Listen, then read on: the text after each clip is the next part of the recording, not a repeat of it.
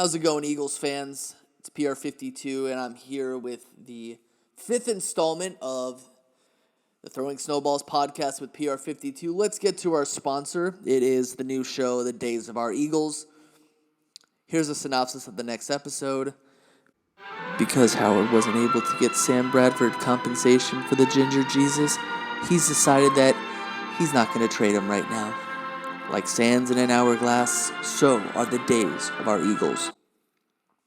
Okay, so I took a week off, and the reason why is because I want to kind of do that during the offseason. I want to take some time off, just in case, I make a podcast and then the next day something happens. We all remember what happened with the Matthew Stafford trade and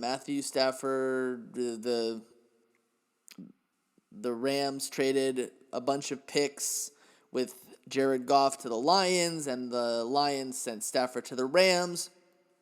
And I remember that right after that, there was a huge push by people to talk about how Carson Wentz was going to get traded soon. Carson Wentz was going to be the next quarterback to get traded. We all know that Deshaun Watson, everything's in flux. The Texans are like, we're not going to trade him. But Deshaun Watson's like, I don't want to be here. They even gave J.J. Watt the chance to get released to possibly go to another team before they gave Deshaun Watson a chance to go somewhere. But really, Carson Wentz is also in a little bit of flux. And it's been going through the news. At first, the news came out, the reports were like, the Eagles, if they get a good trade offer for Carson Wentz, then they're going to go ahead and take it. They're going to go ahead and take that option for him at that point. And I remember saying to myself, well, that's like for every player. Every player kind of sits there and they're like, we're going to get that specific option for a player. I'd say, there's about half the players on a roster where if teams are like, we're going to give you this specific pick for these players. If we give you a good deal, then we're going to give you that trade option. And most teams will do that. And Carson Wentz is kind of a player on the Eagles with some flux. And then things started heating up with the Indianapolis Colts. Things started heating up with the Bears. And I think Howie Roseman was sitting there and he was like, I'm only going to give, I want Carson Wentz for first-round draft picks. Because if we remember, he traded Kevin Kolb for a second-round draft pick and a player. He traded Sam Bradford for a first and a fourth, which eventually became a third. And I really think that in his mind, he's like, Carson Wentz is this player who was an MVP caliber player. He put up pretty good stats throughout other years, not 2020. So if we trade him, that's what we'd want. And I remember I annoyed the living hell out of Eagles fans. I was just talking about how, I just totally wanted Nick Foles back. And I think I was like the only Eagles fan that actually wanted Nick Foles back. And I'm not really going to talk that much about Nick Foles, but I've personally got a theory that I really do believe that Eagles fans hate Nick Foles because of the fact that he ruined Michael Vick's chance at any type of stardom as a Philadelphia Eagles player. I think ever since then, they've just hated him. Even though he was the quarterback when we won the Super Bowl, people are talking about how, we're not going back in time and living in the past with Nick Foles. Oh, yeah, by the way, Super Bowl 52 was 3 years ago. Dallas Cowboys fans, you have to watch your Super Bowl on a VHS tape. F the Cowboys, you suck. So I really don't believe it has anything to do with living in the past. Personally, I would love to have Nick Foles back on the team. That would be awesome. He is the last quarterback where we've had consistent success with. There's no other quarterback that we've had that happen to. There's no other quarterback where we've had consistent success with over a long period of time. And he was the quarterback who was the only Super Bowl MVP. We got to be the only organization where our only Super Bowl MVP is hated by the fans. It's just ridiculous. I would love to have Nick Foles on this team. People are talking about, if Nick Foles was on this team and we traded him for Carson Wentz and he became like a backup quarterback, well, then Jalen Hurts would always be looking over his shoulder and it would always be a situation where people would be like booing Jalen Hurts for Nick Foles. Well, I'm going to tell you something. Eagles fans do that with everybody. Eagles fans did that with McNabb for years. They'd be like, put Coy Detmer in. Bro, Coy Detmer sucks. Coy Detmer sucks. But still, put him in because McNabb threw a few interceptions. That's going to happen in Philly anytime. I remember when 49ers fans were booing Alex Smith and telling them to put in David Carr, his career is an absolute car wreck. Funny story, right?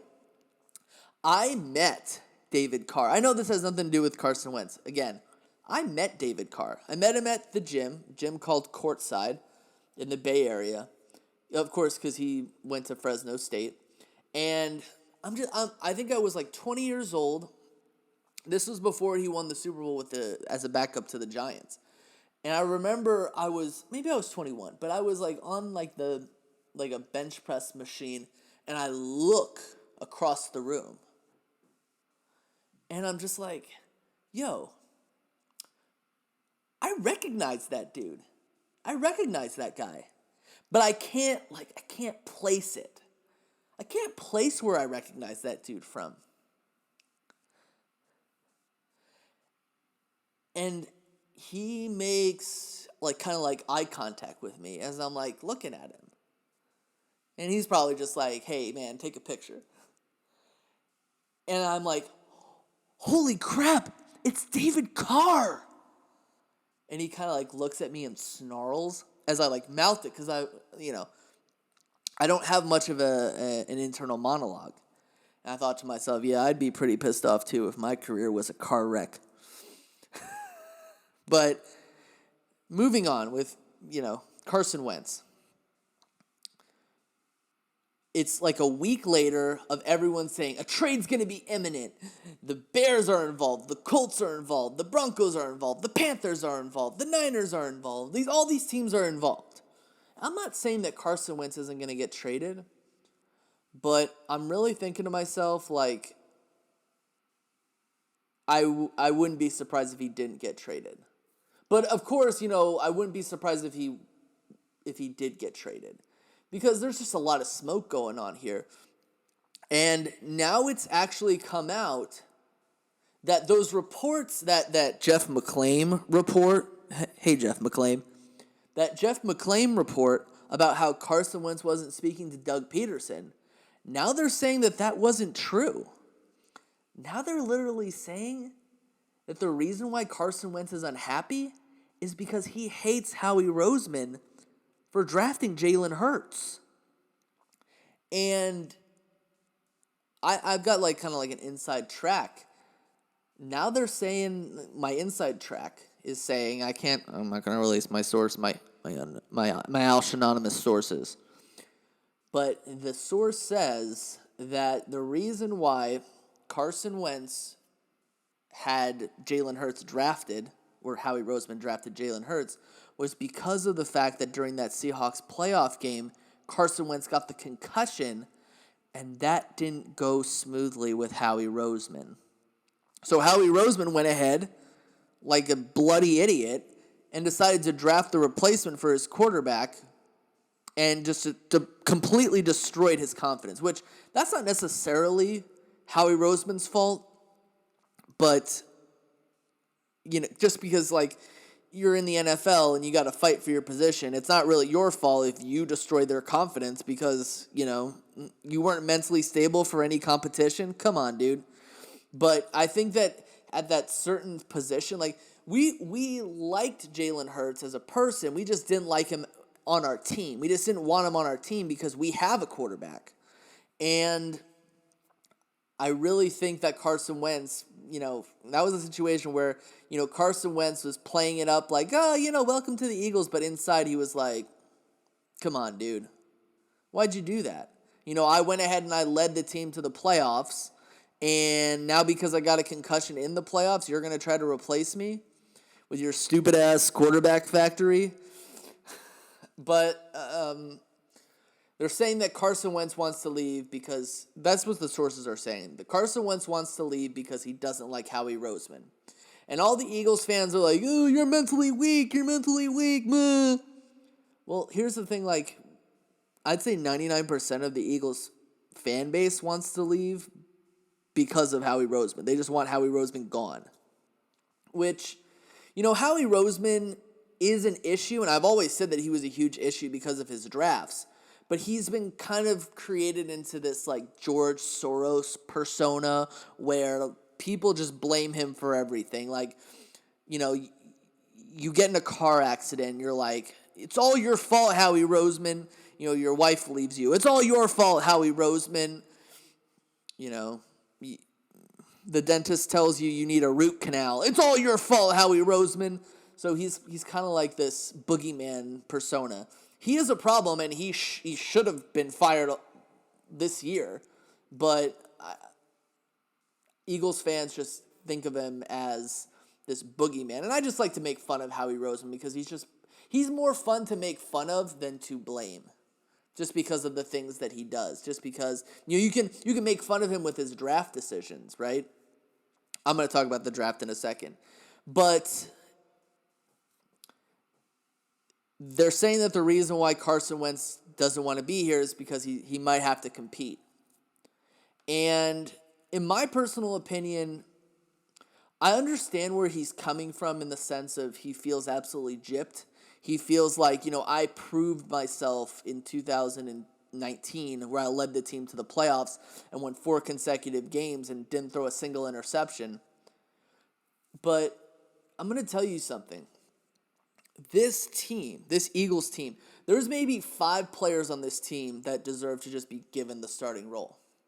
Fletcher Cox, Brandon Graham, Miles Sanders, the punter, Cam Johnston, he deserves to be given his position. And then, maybe there's Darius Slay, maybe, I would say. Singleton, the linebacker, maybe. Everyone else should be fighting for their position. And I see this fight from Jalen Hurts, and we're going to talk about Jalen Hurts in a sec. But I don't see that fight from Carson Wentz. I feel like I look at him, and he's already given up. I understand that it's hard to go from being the hero in a small town in North Dakota to being like a small guy who is hated in a big city like Philadelphia. I get it. It's probably like a huge shock to him. But what Carson Wentz needs to understand is that this is the NFL. This is a business. If you're not willing to fight for your position, then why are you here? And I would, in that situation, okay, give him his wish and trade him. But at this point, his value is not what Howie Roseman wants as his value. So if you don't trade him before March 20th, then you have to keep him for the next 2 years, basically. Because if his value doesn't get better by playing well, then you're not even going to do anything with him. He's going to be your quarterback. But if he plays poorly, you're not trading him. There's no way that you can trade him because no one's going to bite on that. Because he's going to be playing poorly with 2 different head coaches. And that's not going to look good. So, my suggestion for Carson Wentz is that you need to compete for your position. And I made a video where I talked about how the reason why he played so poorly was, a lot of it was because of him.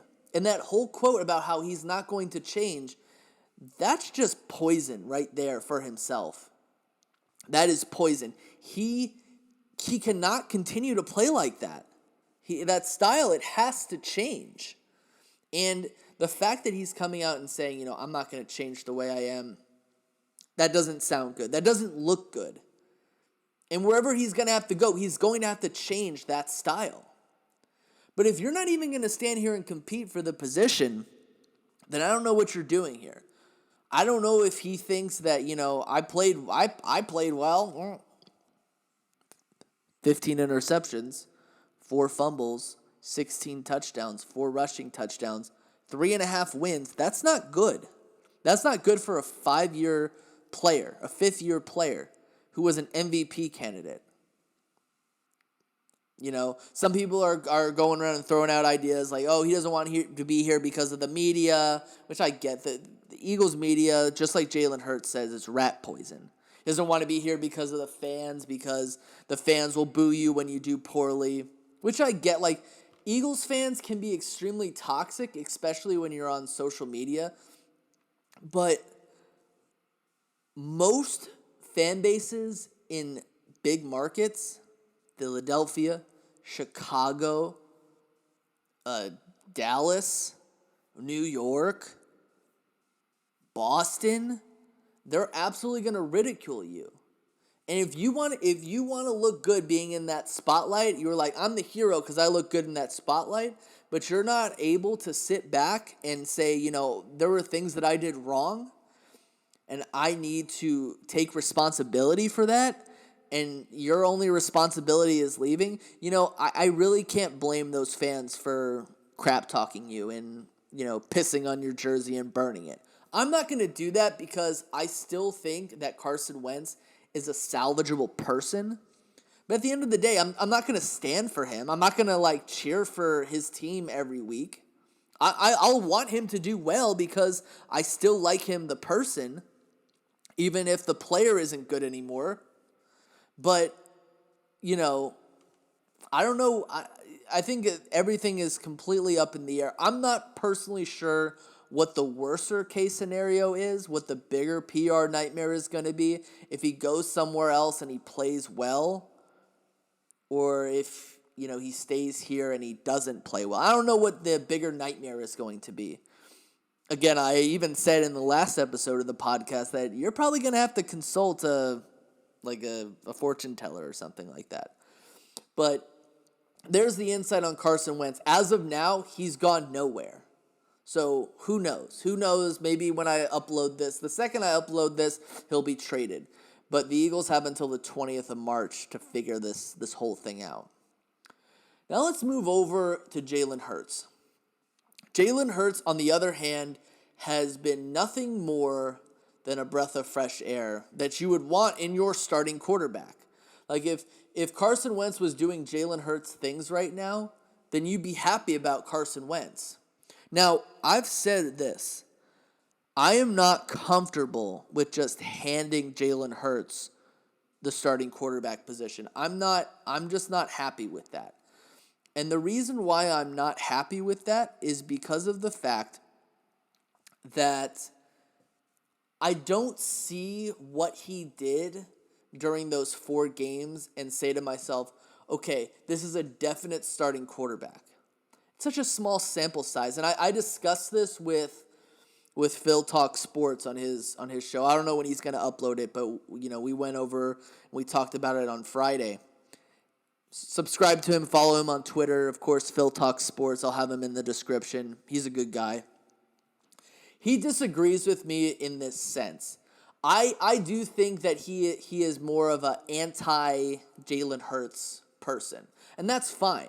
That's fine. I'm not going to fight with anybody over that. I'm not going to fight with anybody over their opinion. But here's my personal belief, right?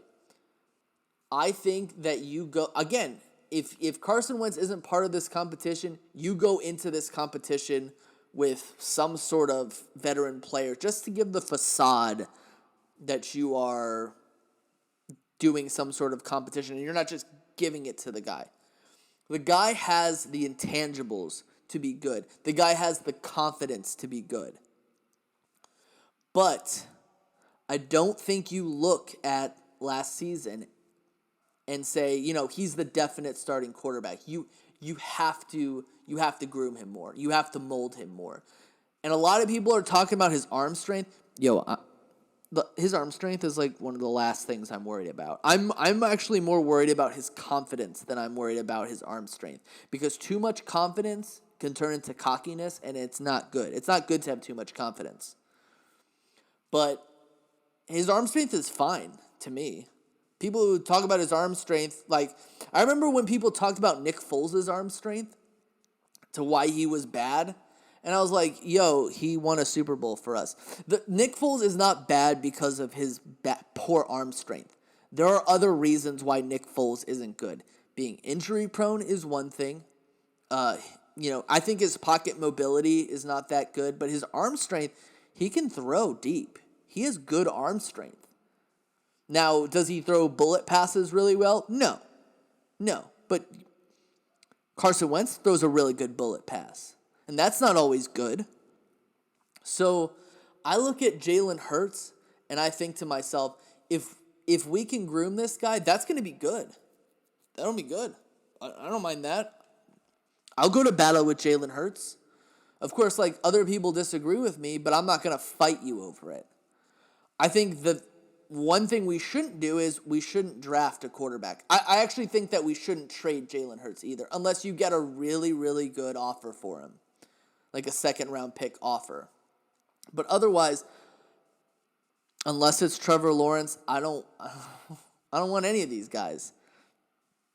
I'm not saying that Wilson and Fields are not good, and I'm going to talk about this with the draft, I don't think that you build a team with the quarterback first. I feel like you build the positions, and if you have young positions and you're a first overall pick, you build that first. That's just my personal opinion. But I think that Jalen Hurts gave me a lot of confidence last year with the things that he was able to do, but he needs to polish himself. He needs to work on his mechanics. He needs to work on playing from the pocket. You can't always leave the pocket once your one read is gone, right? Because that's how you get injured. That's how you get hurt. And I don't want to see him get hurt because he's a good guy. I think that he's the kind of guy who has that confidence that the fans are going to go for. And again, I'm not saying that he's going to be the quarterback, but I would have confidence with him as a stopgap quarterback. So if he's not good this year, then he might go ahead and, we might get rid of. He'll be cheap to get rid of. Or he could be a backup. He'd be a decent backup. I just see a lot of these quarterbacks. I'm not saying that Fields and Wilson are bad, but Wilson doesn't have a lot of experience, and Fields is an Ohio State quarterback, and we all look at that stereotype of Ohio State quarterbacks as being not good. But the one thing that I'm going to say about this situation is, I said this in the last episode, that I think that this is going to end up working itself out in the end. But Hurts, he's going to Texas to throw passes to the wide receivers. I think that's what you want in a quarterback. The guy, I can't really compare him to anybody because I don't like to compare people to other people. Jalen Hurts is Jalen Hurts. He's going to make his own path, and he's going to do whatever he's going to do. Would I have liked to have Nick Foles on this team with a trade from Carson Wentz? Oh, I would love that. But again, going back to the Carson Wentz thing, can't really trust these blue check marks, especially when they're getting rumors from random people. I feel like as an Eagles fan, I could start a rumor. I have started rumors. I started the rumor about how Eric Bieniemy didn't want to interview with the Eagles. I started that rumor. People were parroting, off of that rumor that I was saying. And it wasn't true. I apologize for that. I don't want to look like a hypocrite because I go after people for misinformation, but it was just a theory that I had and pushed it, and it was a false rumor. So the last thing that we're going to talk about is we're going to talk about the draft and what the Eagles are going to do. Last week, the Eagles were arguing about who's the better quarterback, Carson Wentz or Jalen Hurts. This week, Eagles fans are talking about who's the better option. Pitts from Florida, the hybrid tight end receiver, or Jamar Chase, the wide receiver from LSU. Which one are we going to pick? I feel like between Pitts, Smith, who won the Heisman at Alabama, Chase, and Sewell, those are four guys. And, you could say, for instance, maybe there's going to be a few quarterbacks picked in the first 6 picks. Howie Roseman can't go wrong. And I know that at the draft, Roger Goodell is going to be like,